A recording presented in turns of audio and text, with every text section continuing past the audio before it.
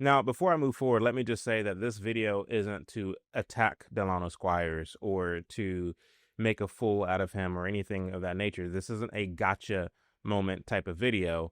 In fact, I have a great deal of respect for Delano. I first came across his work shortly after the release of Uncle Tom 2.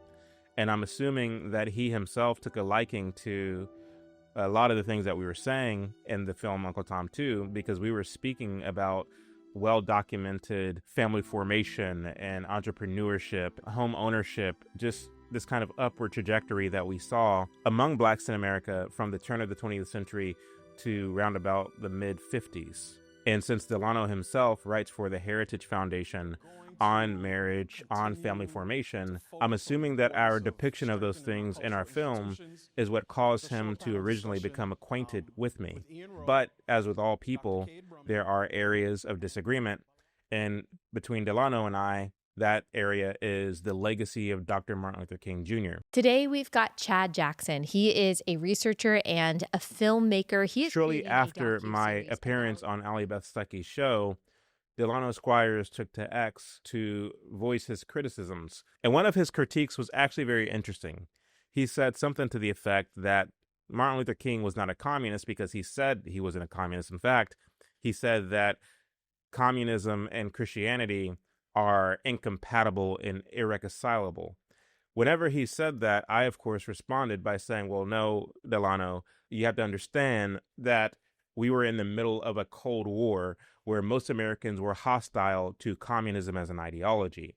And as a result of this, Dr. King, who himself was a Marxist, tried to publicly dispel accusations that he was a communist because he understood that if America believed that he was a communist, he would not be effective in his efforts and in his agenda to push communism. We know, in fact, that Dr. King was a Marxist because he surrounded himself with Marxists from his time in college to the day that he died. His handlers were communists. His speechwriters were communists. His strategists were communists. We know that Dr. King used Marxist rhetoric often, again, from the time he was in college, literally to the day that he died. We know, according to the minutes of his staff meetings with the SCLC, he was talking about democratic socialism, which we know is a lower rung on the ladder to the step toward communism. He was talking about the pushing for democratic socialism as late as 1967 and 1968, which is the year that he died. And so it wasn't this thing where Dr. King became more radical in his later years. No, it was all a strategy, and it was all a plan from the very beginning. And the reality, once again, is that in the thick of the Cold War, they were very strategic in how they moved. And I explained to Delano that one cannot really make sense of the things that are being said in terms of King's Marxism without first understanding how subversion works, how infiltration works, how Marxist tactics and Marxist strategies work. And there's a bevy of books and articles and even archives on Marxist websites where they talk about their strategy, where they talk about their long-term plan and the way to get there. In fact, Marxists to this very day have conferences where they talk strategy, where they talk planning, all with the purpose of shaping public opinion through deception and subversion. Do you feel comfortable taking that platform out to the people that you're trying to organize? At the Strategy Center, we do. King was a part of that. He was not separated from that. But Delano Squires seems to be convinced that Dr. King wasn't a communist for no other reason than the fact that he said he wasn't a communist, as if communists don't lie. I responded to Delano by attempting to make him aware of the fact that the phraseology that King used, which Delano is accrediting to King as a reason why King was not a communist, is phraseology that did not actually originate with King, but is in fact phraseology that King lifted, plagiarized from Robert J. McCracken, who wrote this 1951 book called Questions People Ask. In this book, he basically says the very same things that King said, only he said them years prior. And King, unfortunately, lifted verbatim many sentences from this book in order to disingenuously claim that he himself wasn't a communist, which for me raises the question, if you are truly not a communist, why not use your own words to say so? Why plagiarize someone else's? That seems a bit disingenuous to me. And again, you have to remember we're in the middle of a Cold War where the majority of Americans are staunchly anti-communist. And so you want to try to come off as anti-communist yourself. And that is why King would be motivated to just try to lift words from someone else to try to appeal to the masses and his own explanation as to why he isn't a communist. So what Delano Squires does in response to this is he goes onto the Stanford website and he screenshots some citations that are at the bottom of the page, and it's cropped in such a way that it looks like they are in the margins of the page. They're at the bottom, and it kind of reads as if, well, King did in fact cite his sources. Look, see, it says here, McCracken. And the insinuation is that, well, why would these citations be here if King was being a plagiarist, if he was someone who was not recognizing or acknowledging the true origins of these phrases and these sentences and these sermons that he's delivering? Not so fast. I actually have in my possession the 4th volume of the MLK papers. I actually have all 7 volumes. I've read them quite extensively. And I want to direct your attention to page 32. And what it says here is that in addition to soliciting materials from associates, King also appropriated text and ideas from unacknowledged sources, a practice that he had used to compose many of his sermons and graduate school papers. In the chapter tracing his pilgrimage to nonviolence, King adopted phrases and illustrations from an essay by a prominent and well-respected minister to explain his own early attraction to and ultimate rejection of Marx.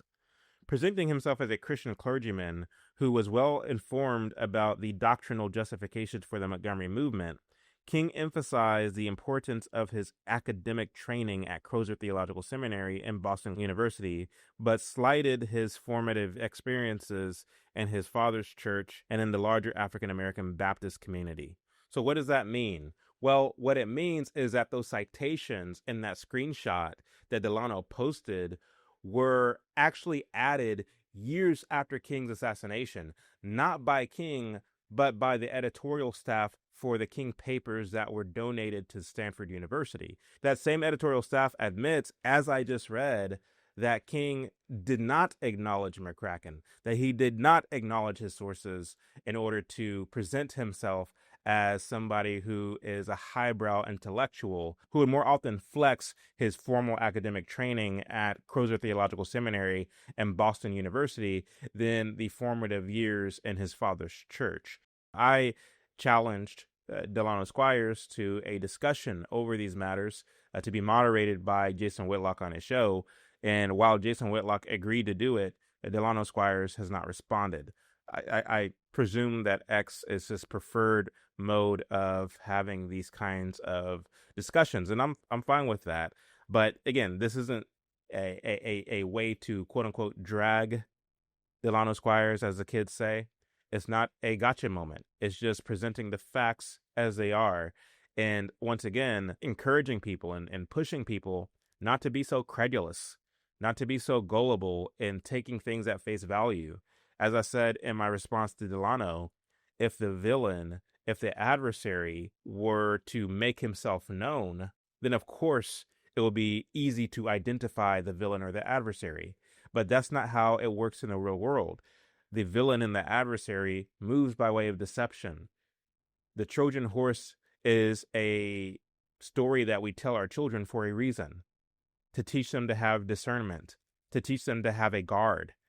To the extent that we let that guard down because we are tricked and bewitched by the most high-sounding deception, then what are we?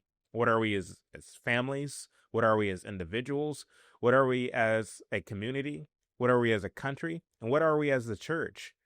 We have to test every spirit to see if it's of God. We have to look at the totality of a situation. And my concern with Delano Squires is he is not interested at all in looking into really how subversion works, how Marxist tactics works, how agitation works, how saying things to get into the good graces of the people, appealing to the people's symbols, their love for country, their love for Christianity, basically saying certain things that the people can get behind, only to, in an underhanded way, push a subversive agenda. That's what King was doing. And so the evidence is out there. Again, you can read the King papers rather than going online, finding what you want to find, clipping that, and then posting it to X. I mean, there's more from where that came from. You just have to kind of broaden it out and look at the bigger picture as opposed to just this small thing. Anyway, I'll end it there. But again, I love Delano Squires. This is not to bash him or anything like that. It's just presenting the facts. We can go facts for facts, and that's what it's about.